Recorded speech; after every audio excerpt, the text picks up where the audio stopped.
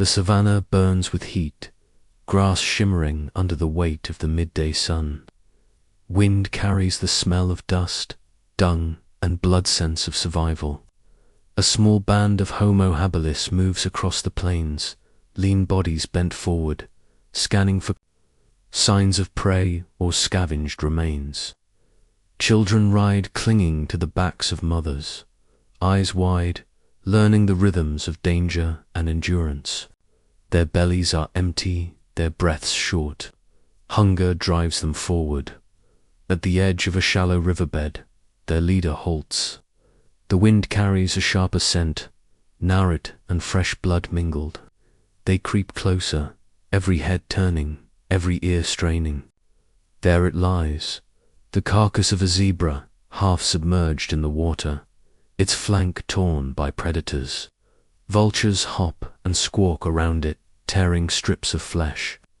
Hyenas skulk nearby, waiting for their chance. The tribe hesitates. To claim this meal means stepping into the shadow of death, yet hunger demands boldness. One male crouches near the bank. In his hands he holds a rounded river stone. His brow furrows. He lifts another stone, strikes one against the other again till flakes scatter and one shard glints with a jagged, cutting edge. For the first time, stone becomes more than stone. It becomes survival's weapon.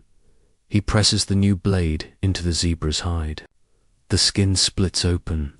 His movements grow faster, more confident, as strips of flesh peel away. Mothers gather beside him, tearing smaller pieces to press into the hands of children. Blood stains their mouths, but strength returns. The women wrap meat in broad leaves, carrying sustenance for later. A new rhythm begins, stone and flesh, survival reshaped by invention. But they are not alone. Grass stirs with a sudden ripple. A lioness erupts from the tall stalks, muscles coiled, eyes blazing. The vultures scatter. The hyenas bolt. The band shrieks and scatters back toward the shallows. Mothers clutch their young, elders scramble. On weakened legs, the lioness lunges for the carcass, jaws snapping. One hunter does not flee. He grips the stone blade, muscles trembling. The lioness charges, teeth bared. At the last instant, he slashes upward, the sharp edge grazing her muzzle. She roars in shock, recoiling, ears flat against her skull. The band rallies, hurling stones, raising their voices in a storm of sound. Confused, frustrated, the lioness withdraws into the grass, her tail lashing. The carcass is lost, but the tribe still breathes. They have stood against a predator with more than fear. They have stood with tools. They move again, carrying their scraps of meat wrapped in leaves. The heat builds, the sky shifts. Thunder rumbles across the horizon. A storm gathers, black. Clouds rolling, winds whipping the grass into waves. The first drops of rain fall heavy and cold. Soon, the plains are a torrent, soil dissolving into mud, water rising in gullies. The tribe presses forward, stumbling, drenched, searching for refuge. At last, they find it. A shallow cave carved into a hillside. They cram inside, huddled close, shivering as lightning splits the sky and thunder shakes the ground. The storm howls all night, water dripping from the ceiling, pooling at their feet. Fire does not yet belong to them. The night is dark and merciless. One child coughs, his chest rattling. The mother chews bitter leaves gathered earlier, pressing their juice against his lips. Her eyes search the shadows, pleading with a world that gives nothing freely.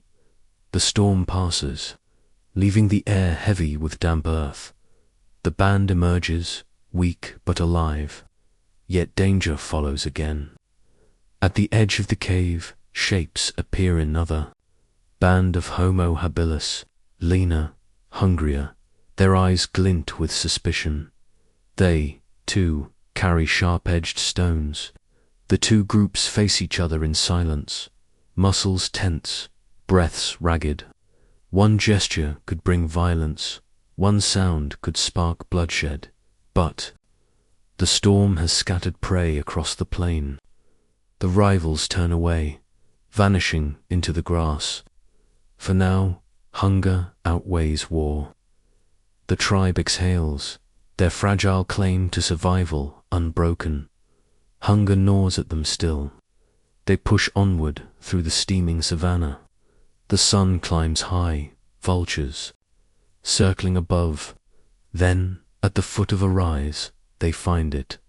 An antelope sprawled in death, its throat torn by the claws of a leopard. The killer crouches nearby, its yellow eyes fixed on the prize. The hunters fan out, raising their stones, gesturing to one another. The leopard growls, lips curling. With a flash, it lunges. Chaos erupts. One hunter is struck down, claws raking. His chest, blood sprays across the grass. The others swarm forward, striking with sharpened tools, flinging stones, shrieking with raw fury.